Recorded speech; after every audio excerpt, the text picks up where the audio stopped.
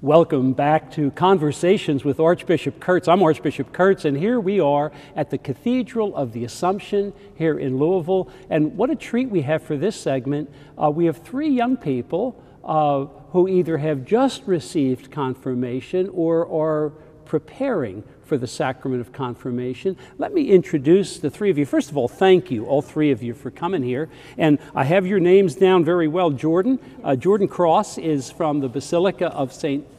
Joseph in Bardstown, and you go to St. Joseph's School. Welcome, Jordan. Hi. And in a special way, I want to also say to Alexis Kamek. Alexis goes to Nativity School, and you are a parishioner at St. Augustine here in Louisville. And Zoe Peterson. And Zoe, you're both a member of St. Gabriel Parish, and also you are the an 8th grader and a student president of St. Gabriel School. Yes. Well, welcome all three of you. And guess what? We're going to be talking in these few minutes about the sacrament of confirmation and the effect that the sacrament of confirmation has on our souls and on our whole lives, and really on the world around us. You all know, and I know you've been preparing for this Holy Sacrament, the sacrament of confirmation is the gift of the Holy Spirit. We have three sacraments of initiation: baptism, Holy Eucharist, and confirmation. All three, in a sense, make us a fuller part of the Church and allow us to receive that gift of confirmation. Something you all know is that you don't receive a sacrament unless you prepare. So tell me a little bit about the preparation. How about you, Jordan? What preparation have you done? Well, one of my favorites is all the service opportunities I've done. Uh-huh. I always thought service was dull and boring, but it's been the highlight of my life. I've recently done Toys for Tots, Dream Foundations, and my youth group parish project, Handy Hands. I see. So part of the preparation has been to experience what it means to think of others and to serve others. And you know, you're right, that the gift of the Holy Spirit has many, many effects, but the sense of gratitude that we feel moves us to be generous with others, doesn't it? Oh, I'm so glad. How about you, Alexis? What kind of preparation have you done as you're getting ready to get confirmed at St. Augustine? Well, I've actually been learning about my church saints. So we've been talking about St. Augustine and how he moved away from his life to become more one with God, and that's kind of something we trying to prepare ourselves to do after. You know what? That's a great idea. A lot of times people forget that the saints were real people. And for you to begin, I like that. So you actually have been studying about the saint for whom your church is named. And St. Augustine is a great one to learn about, especially his life story. And of course, a great theologian. By the way, had a great mother, didn't he? Yeah, so that's great, St. Monica, which is wonderful. Well, thanks. And how about you, Zoe? You received the sacrament of confirmation. I remember confirming you a couple of months ago at St. Gabriel. Yes. But what kind of preparation did you do?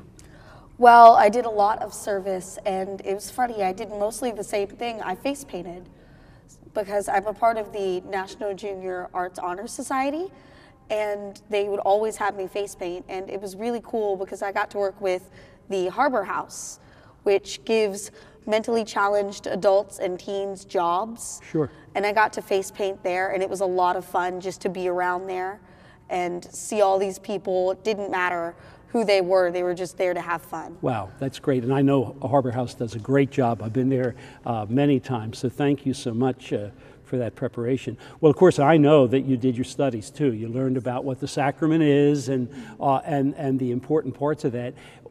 You know what I always look at when you write me letters, because I know I get a letter from each one of you, I always look and see, well, who was being chosen as a sponsor? And tell me a little bit about who your sponsor was and why you chose that person. Why don't we start with you, Zoe? Who was your sponsor? I chose my grandpa because I've always had a very strong connection with him. Mm-hmm. And he's always been a very sweet, just loving person, very kind, and he just accepts everybody. And I felt like that was very important to have. There you have your own grandfather who is a great role model for you, huh? Oh, I'm so glad. How about you, Alexis? Who did you choose? Well, or who have you chosen? I'm actually debating between my teacher who attends my church and my oldest brother, Malik. They both challenged me to do different things in the church and at school and get involved more than what I try to do. So you're still in what we call the discerning stages. You're still trying to figure out who you would ask to be your sponsor. In either case, it's good to know that you have two good options, huh? That's wonderful. And how about you, Jordan? Who have you chosen? I actually chose my great aunt, Jane Cross, because I've always remembered her seeing her at church, and she's very involved in her church. She does the financial committee, helps with bereavement dinners, and she also helps with the annual picnic. Oh, how wonderful. You know what is music to my ears? When I hear somebody say, now the person I chose, I love, they go to Mass every Sunday. And you know, that brings us, just like you smiled, that brings a smile to my face, because there are certain good habits that will always do us well.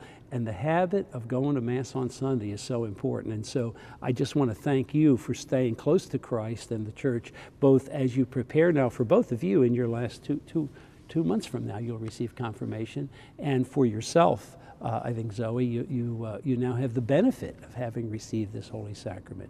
You know, there's so many things we can say about the effects that the sacrament has. And I know that 20 years from now, I'll be able to talk to both of you. I hope I'll know you by that time and say, all right, tell us now again, what was the effect of the sacrament on your life? But even at the early stages, we can talk especially about the way in which the sacrament of confirmation, the gift of the Holy Spirit, can move you to become involved in the life of your church, but also in your own vocation.